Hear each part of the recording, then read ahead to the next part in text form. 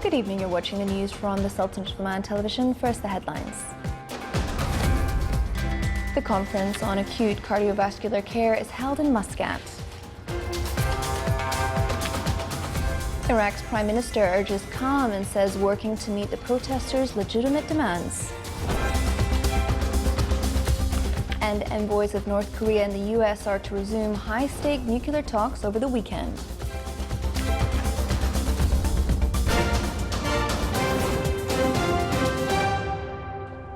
Those are the headlines, and now for the news in detail. The Conference on Acute Cardiovascular Care affirmed that heart diseases are the leading cause of death around the world, a matter that requires further efforts in promoting awareness and providing regular medical advice to the community. The conference offers a chance to exchange expertise in the field at the regional and global levels. It is worth mentioning that this is the first conference to be organized by the Acute Cardiovascular Care Association of European Society of Cardiology in the Middle East.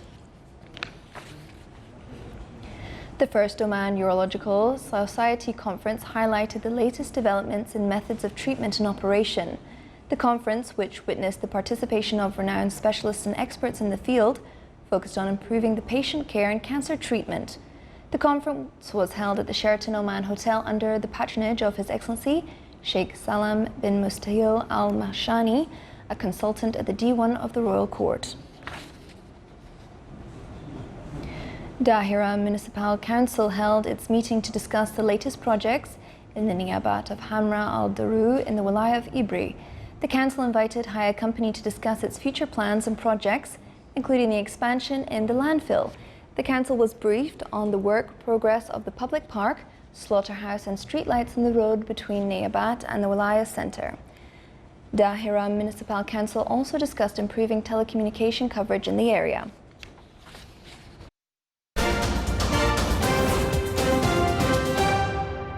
Iraq's Prime Minister Adel Abdul Mahdi has urged calm, saying he's working to meet protesters' legitimate demands, but adding that there's no magic solution for Iraq's problems. Mahdi said the security measures imposed in the wake of the violence, including the temporary curfew, are difficult choices, but are needed like bitter medicine that must be swallowed. Iraqi security forces have imposed a round-the-clock curfew in Baghdad. Since Tuesday, they fired live rounds and tear gas every day to disperse anti-government protests, leaving 33 people dead and wounding hundreds. He told protesters their legitimate demands in countering corruption and providing jobs have been heard, and that it's important to help the government perform its duty towards you. Meanwhile, the United Nations today called for the Iraqi government to allow people to freely exercise their rights to freedom of expression after a crackdown on protesters demanding fair economic and social rights. So far, 42 people have been killed in the anti-government protests. France's foreign minister said Iran and the United States have 1 month to get to the negotiating table, suggesting that Tehran's plan to increase its nuclear activities in November would spark renewed tension in the region. French President Emmanuel Macron attempted but failed to broker talks between US President Donald Trump and Iranian President Hassan Rouhani in New York last week. Janvier Le Drian told Parliament Foreign Affairs Committee that they consider these initiatives, which didn't succeed, still on the table, and it is up to Iran and the United States to seize them in a relatively short amount of time, because Iran has announced new measures to reduce its commitments to the Vienna Accord in November. Iran is breaching the restrictions of its 2015 nuclear deal, with major powers step by step in response to US sanctions imposed since Washington pulled out of the agreement in May of last year. As negotiators for the United States and North Korea resume talks over Pyongyang's nuclear program this weekend, analysts say that the leaders of both countries face increased incentives to strike a deal, but that it is far from clear if they will find common ground after months of deadlock and increased tensions. The meeting in Stockholm will be the first formal working-level talk since the US President Donald Trump and North Korean leader Kim Jong-un met in June, vowing to restart negotiations that had stalled after their failed summit in February. On Wednesday, North Korea test-fired a ballistic missile designed for submarine launch, the latest in a series of missile tests that analysts say underscore the need for Washington to move quickly to negotiate at least some limits on Pyongyang's growing arsenal. Still to come in a news bulletin. A ceremony is held in the Governorate of North Sharqiya to celebrate the World Physical Activity Day.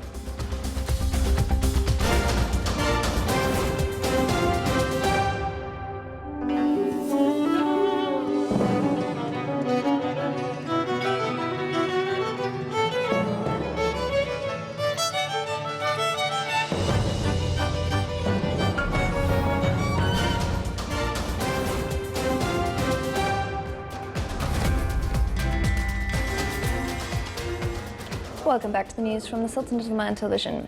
Within the framework of social partnership, the Ministry of Education, in cooperation with the Royal Oman Police, are exerting great efforts to spread awareness among students and bus drivers on the significance of following safety systems and procedures.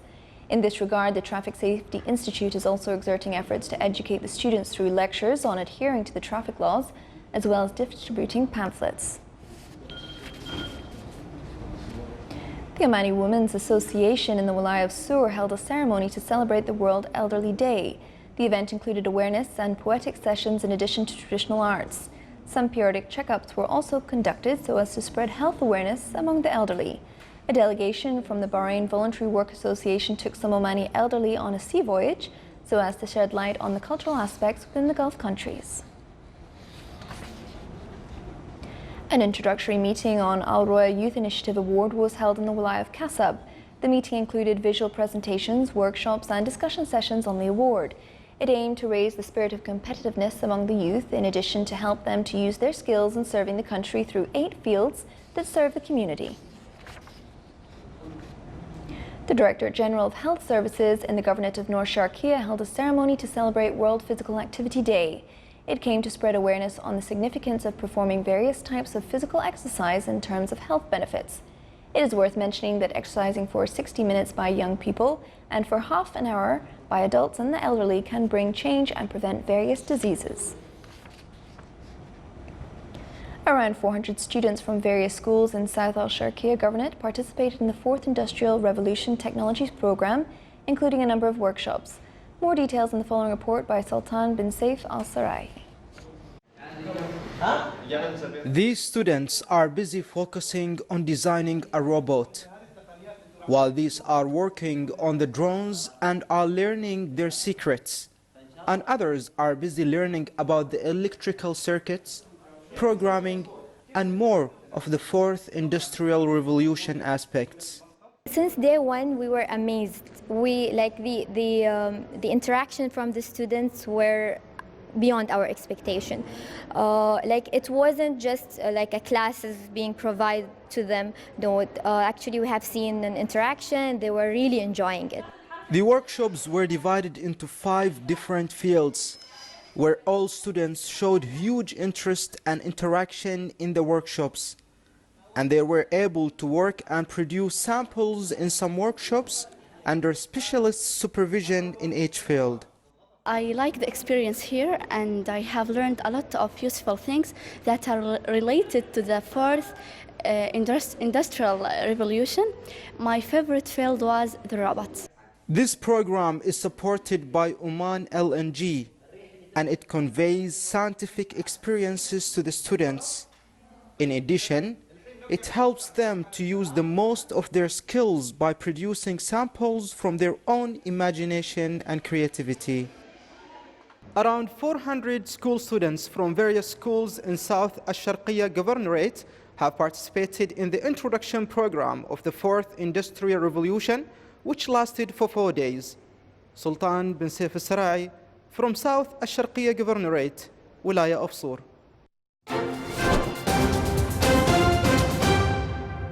Now for the general weather forecast around the Sultanate. Clear skies will prevail over most of the governorate, with chances of low cloud and fog late at night and early morning over the coast of the Arabian Sea and the Sea of Oman. Winds will be easterly to southeasterly light to moderate. Seas will be slight with a maximum wave height of 1.25 meters.